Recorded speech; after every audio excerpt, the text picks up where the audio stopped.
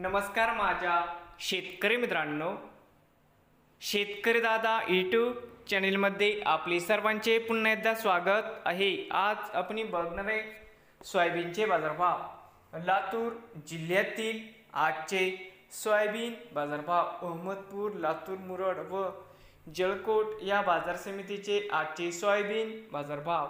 सर्व शेतकऱ्यांनी हा व्हिडिओ संपूर्णपणे बघा, कुठे स्किप करता, म्हणजे दिनांक 4 ऑक्टोबर 2024 बाजार समिती अहमदपूर आवक 884 क्विंटल, कमीत कमी दर 35 रुपये क्विंटल, सरसंत्रा 4144 रुपये क्विंटल, जास्तीत जास्त दर 4588 रुपये क्विंटल।